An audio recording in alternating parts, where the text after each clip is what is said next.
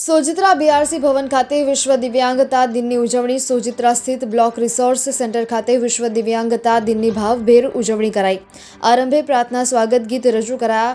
BRC Kamlesh પટેલે આમંત્રિતોને આવકાર્યા હતા. તાલુકાની પ્રાથમિક, માધ્યમિક, ઉચ્ચતર માધ્યમિક શાળામાં વિવિધ કેટેગરીના દિવ્યાંગતા ધરાવતા કુલ 102 વિદ્યાર્થીઓ અને તેમના વાલીગણની પ્રેરક ઉપસ્થિતિમાં દિન વિશેષની ઉજવણી કરાઈ.